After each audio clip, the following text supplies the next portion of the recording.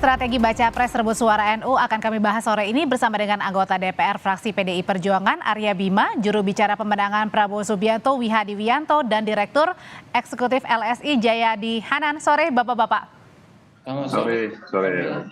Selamat sore Mas Widadi, Wihadi, Mas sore Mas Jayadi. Selamat sore Mas Arya. Iya. Saya ke Pak Bima dulu deh. Pak Bima, yang terbaru tadi Bu Khofifah hari ini dipanggil ke istana bertemu dengan Presiden. Ini ngomongin soal politik, Pak Bima. Wah, saya kurang tahu ya tentang pembicaraannya, tapi kan memang kedekatan Pak Joko Widodo dengan Mbak Khofifah ini kan suatu kedekatan yang sejak tim sukses 2014, kemudian juga Menteri Sosial, dan yang terakhir juga dukungan penuh di 2019 untuk wilayah Jawa Timur kan Mbak Khofifah mendukung penuh Pak Jokowi yang sebagai perjuangan. Sebenarnya PDIP sendiri mengincar Bu Khofifah nggak sih jadi pendampingnya Pak Ganjar sebagai bacawa pres? Ya, kalau mengincar pun juga sebagai akibat. Saya cara pandangnya begini, Indri ya. Pemilih PDI Perjuangan itu 87% itu menyatakan dirinya Islam. Dari 87% itu 56% menyatakan dirinya NU. Kemudian Muhammadiyah, kemudian juga LDII, MTA, dan yang lain-lainnya. Jadi kelihatan sekali bahwa antara NU dan PDI Perjuangan ini masyarakat kecil wong cilik dengan kalangan Nadilin itu mempunyai kesamaan di dalam berekonomi.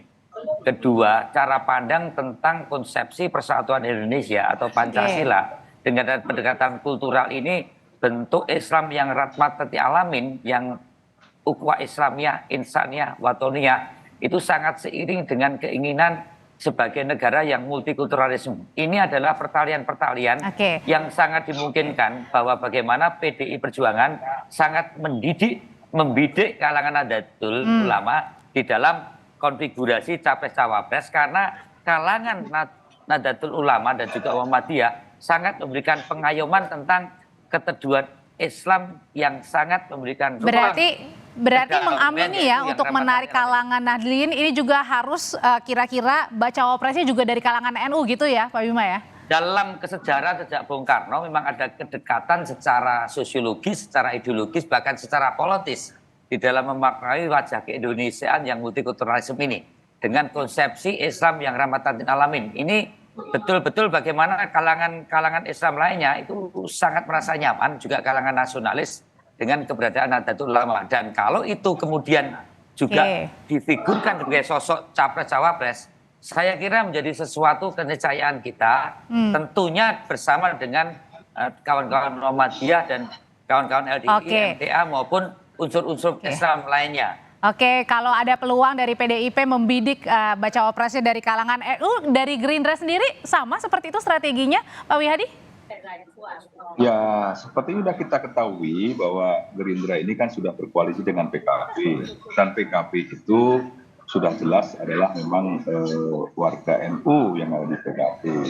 Jadi saya kira dari situ kan hubungannya sudah jelas bahwa memang bagaimanapun juga yang namanya Gerindra itu dengan NU sudah kemudian dekat, karena itu kan kunjungan Pak Prabowo kepada beberapa pondok-pondok pesantren di Jawa Timur yang merupakan notabene disitulah NU yang terbesar di Indonesia.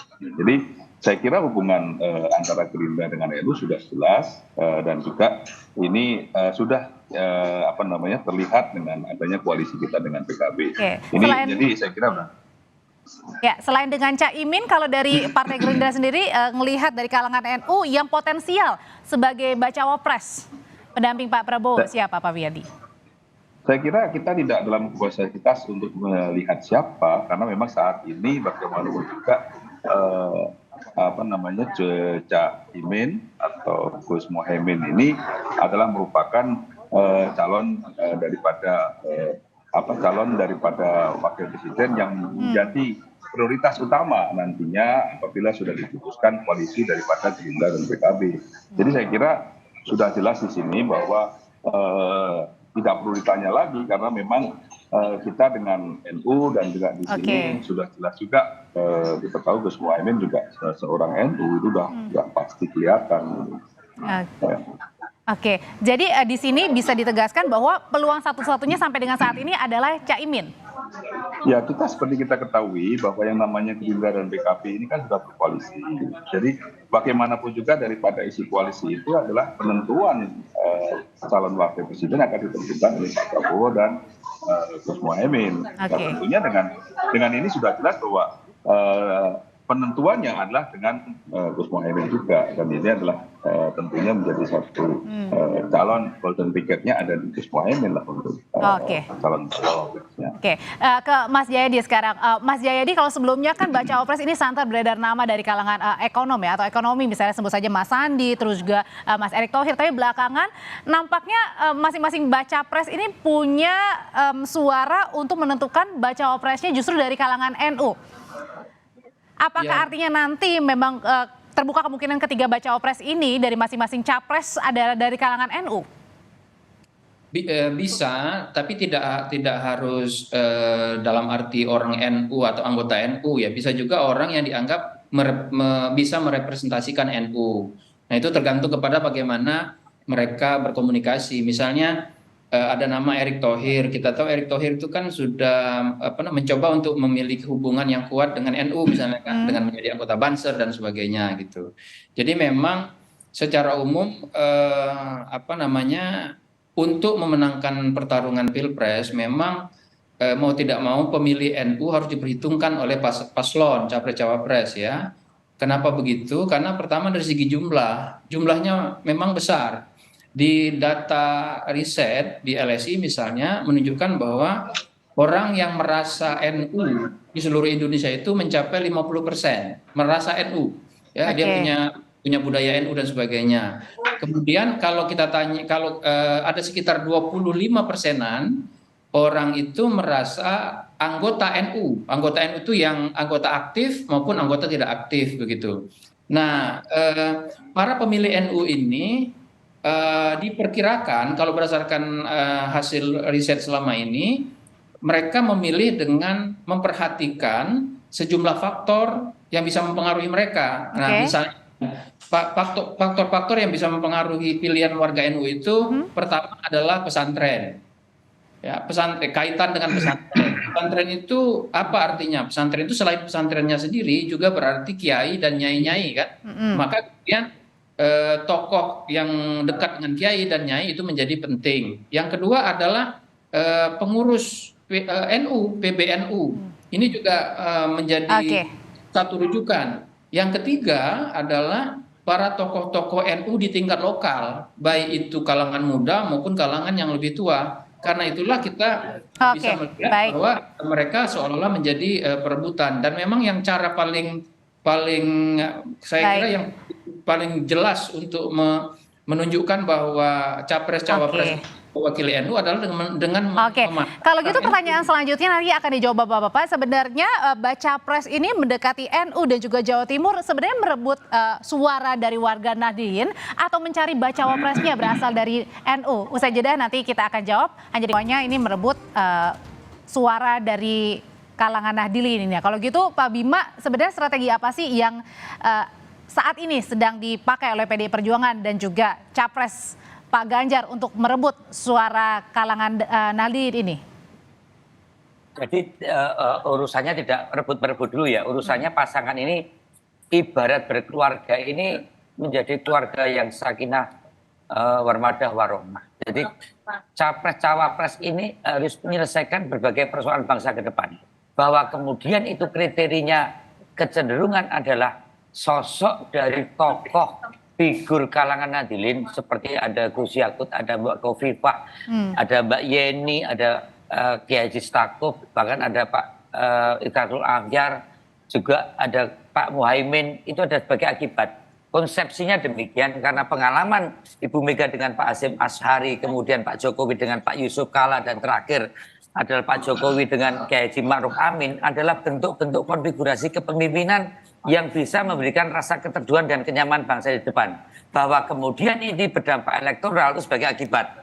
Karena tadi saya katakan bahwa konsepsi ideologis dan sosiologisnya antara PDI Perjuangan dan kawan-kawan Nahdliyin ini ada intersection yang begitu besar sehingga kalau toh pasangan itu nanti dari kalangan Nahdlin, sekali lagi tanpa mengecilkan dari kalangan Muhammadiyah atau kalangan LDI atau MTA yang lainnya, karena ini semua harus disengkuyung bareng-bareng, tentunya akan memberikan tidak hanya untuk Indonesia ke depan, tapi fungsi elektoral yang tadi, yang memang itu bisa berdampak. Walaupun tadi Pak Kiai Yahya Stakuf saat ini mulai menengahkan NU untuk tidak dibawa ke politik praktis, karena Kiai Haji Yahya Khalil Stakuf sebagai ketua umum PBN ini akan membawa NU yang modern sebagai lembaga dakwah yang selama ini terlalu sering ditarik-tarik untuk urusan pilpres pilkada.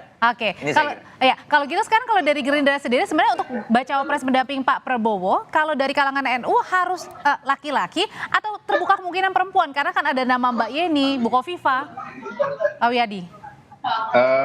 Ya kita tidak berandai-andai dulu, tetapi kalau kita bicara mengenai masalah laki dan perempuan itu saya kira semuanya mempunyai kesempatan yang sama, dan tentunya dalam hal ini apapun nanti yang diputuskan oleh koalisi itu saya kira adalah sesuatu hal yang terbaik buat bangsa ini. Jadi saya kira kita tidak perlu kita mempersoalkan itu apakah seorang laki-laki ataukah seorang perempuan, tetapi kita melihat bahwa bagaimana untuk kepentingan negara ini yang terbaik. Nah itu nanti tentunya suatu koalisi bisa menentukan siapa kira-kira cawapres yang akan mendampingi Pak Prabowo, yang dimana apakah itu seorang laki-laki ataukah seorang perempuan itu tentunya akan diputuskan bersama. Jadi sesuai dengan komitmen kita. Jadi saya kira kita tidak perlu mempermasalahkan gender di sini kan. Oke, nah kalau dari Mas Jayadi sendiri, kalau misalnya pengumuman bacawa pres ini last minute, ketika salah satu bacawa pres sudah mengumumkan bacawa presnya dari kalangan NU misalnya, berarti artinya dua bacawa pres lain juga mengumumkan kira-kira dari kalangan NU juga gitu? Yang pasti mereka akan mencoba untuk memberikan kesan bahwa pasangan capres-cawapres yang diusung itu dekat dengan kalangan NU juga gitu. Seperti kata Mas Bimo, ya Arya Bima itu bahwa harus dekat dengan semua kalangan termasuk dengan warga NU. Dugaan saya memang tidak ada satupun capres nanti yang tidak ingin memberikan kesan itu bahwa warga NU itu menjadi salah satu perhitungan di dalam membangun pasangan capres cawapres. Memang cara termudah adalah dengan memasang atau meletakkan orang NU di capres atau cawapres. Kalau capresnya kan tiga itu katakanlah tidak ada yang disebut secara tidak bisa disebut sebagai warga NU dalam arti, apalagi dalam arti struktural ya, tidak bisa disebut. Maka cawapres kemudian yang menjadi penting. Nah kebetulan di Gerindra sudah ada Caimin, di PDIP belum ada.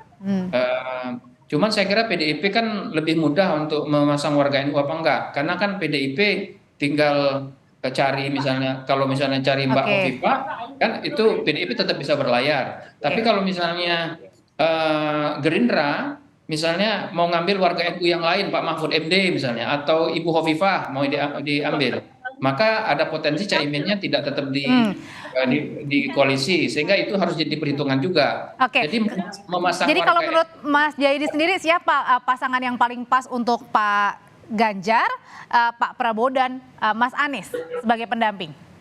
Kalau warga NU, saya kira Ibu Hovifah atau Mbak Yeni cocok itu sama Pak Ganjar. Dan karena Ibu Hovifah atau Mbak Yeni itu tidak punya afiliasi secara formal ke partai sekarang, maka peluang mereka lebih besar ke Ganjar tuh. Oke, tahan dulu di situ, Mas Jayadi. Saya mau tanya ke PDIP. Nah, kandidat terkuat dua itu diterimakah kira-kira sama Bu Mega dan partai koalisi, Pak Bima? Mengerucutnya kalau disebutkan tadi Mbak Puan masih sangat terbuka. Saya tidak mungkin menyebutkan, walaupun mungkin saya mendengar beberapa kandidat yang mulai masuk kantong di seleksi Ibu Ketua Umum maupun Mbak Puan yang akan dibicarakan dengan partai pengusung, termasuk dengan Pak Ganjar dan Pak Jokowi. Tapi ada kecenderungan bahwa ada warga Nahdlin yang sangat kuat kemungkinan untuk mendampingi Pak Ganjar Pranowo. Oke, siapa Pak Bima? Dibocorkan? Dulu sudah disebut namanya oleh Mbak Puan. Siapa? Gus Yakut? Atau? Caimin, Caimin ya salah satunya termasuk juga. Nah kalau dari Gerindra, Mas Jayadi, siapa yang kira-kira potensial? Sebetulnya untuk Gerindra 3 nama itu juga potensial ya, Caimin, lalu Mbak Hovifah dan Mbak Yeni. Tapi masalahnya kalau Mbak Hovifah sama Mbak Yeni kan nggak punya partai, sehingga kalau keduanya salah satu di antara yang dipilih oleh Pak Prabowo, yang jadi pertanyaan bisa nggak Caimin tetap berada di koalisi Gerindra? Supaya kapalnya Pak Prabowo tetap bisa berlayar gitu loh. Karena kalau misalnya Caimin pergi, itu kapalnya Pak Prabowo bisa jadi tidak berlayar. Jadi pilihan untuk memilih, ini kalau pilihnya warga NU ya, pilihan untuk memilih warga NU itu lebih leluasa bagi PDIP dibandingkan dengan Gerindra. Kalau Gerindra itu pilihannya agak terbatas. Seperti Pak Wihadi tadi. Tapi saya mendengar juga, Mas Jayadi, ya, tadi ada warga NU, Pak Mahfud MD termasuk potensial untuk pendamping Pak Ganjar ya. Nah kalau dari Pak Mahfud juga termasuk, Pak Ibu Hovifah, Mbak Yeni. Tadi kan kita bicarakan karena perempuan ya, jadi itu contohnya. Nah kalau dari Gerindra berarti artinya yang paling mengikat hanya Caimin aja, karena tadi kalau saya pinjam kata-katanya Mas Jayadi, kalau misalnya nggak dipilih Caimin bisa jadi PKB hengkang. Ya, saya kira sudah, kalau kita kan udah jelas koalisinya dengan PKB, ya kan? Nah, kemudian golden ticketnya untuk cawapres adalah Caimin, dan ini semuanya nanti ditentukan oleh Pak Prabowo dan Caimin sesuai dengan kesepakatan bersama siapa cawapresnya. Jadi saya kira siapapun yang ditentukan tentunya ditentukan oleh Ketua Umum Gerindra dan Ketua Umum PKB Pak Prabowo dan Gus Muhaimin. Itu kan sudah menjadi komitmen kita, sudah menjadi perjanjian kita antara berdua. Jadi saya kira ini sudah jelas bahwa itu tidak akan lari kemana-mana kalau misalnya keputusannya itu akan tidak diputuskan oleh berdua. Keputusannya tetap berdua kok nantinya gitu. Siapapun itu keputusannya tetap berdua. Tapi tetap golden ticketnya ada di Caimin sebagai cawapresnya sampai saat ini yang koalisi yang dilakukan oleh Gerindra dan PKB saat ini. Oke, kalau jadi gitu, sudah sebenarnya ya. Kalau gitu Mas Jayadi berarti bisa diartikan bahwa untuk merebut suara dari kaum Nahdliyin adalah penentuan baca wapresnya harus dari kalangan NU. Mas Jayadi. Ya, cara paling mudah itu memasang cawapres dari kalangan NU. Nah, untungnya atau malah menjadi tantangan, cawapres dari kalangan NU itu banyak. Ada Mbak Yeni, ada Mbak Hovifah, ada Pak Mahfud, ada Caimin, ada juga Erick Thohir yang sekarang mulai dianggap sebagai warga NU. Iya, Pak Erick Thohir. Dan seterusnya ya. Jadi untungnya bagi semua capres, mereka punya banyak pilihan untuk memasang warga NU. Tantangannya adalah itu berarti mereka harus mencari calon mana yang paling punya dukungan terbanyak di kalangan warga NU. Termasuk dengan nama terakhir Mbak Yeni? Iya. Ya kan, kalau kan misalnya Mbak Yeni sama Caimin selama ini kan dianggap tidak begitu secara politik kurang akur gitu kan. Pak Mahfud punya pendukung sendiri. Mbak Hovifah itu kuat sekali di kalangan muslimat NU yang sekarang masih masih menjadi ketua NU gitu. Nah, satu lagi yang harus dihitung adalah wilayah, Mbak Audrey. Baik. Ya, kebetulan selama 2 bulan terakhir wilayah Jatim itu menjadi penting. Jadi warga NU atau calon NU yang kuat di Jawa Timur itu akan menjadi pilihan yang kuat. Nah, yang menarik banyak juga warga-warga NU yang kita sebut itu juga umumnya berbasis di Jawa Timur kan. Baik. Mbak Jawa Timur, Mbak Yeni itu juga Gus Dur ya. Kemudian juga cukup yang punya pengikut, Mbak Hovifah apalagi, Pak Mahfud itu Madura dan seterusnya. Jadi bagi Mas Arya Bima maupun Pak Wihadi sebetulnya NU untuk memastikan warga NU merasa terrepresentasi itu cukup banyak. Baik, terima kasih Mas Jayadi, terima kasih Pak Wihadi, terima kasih Pak Bima, sehat selalu.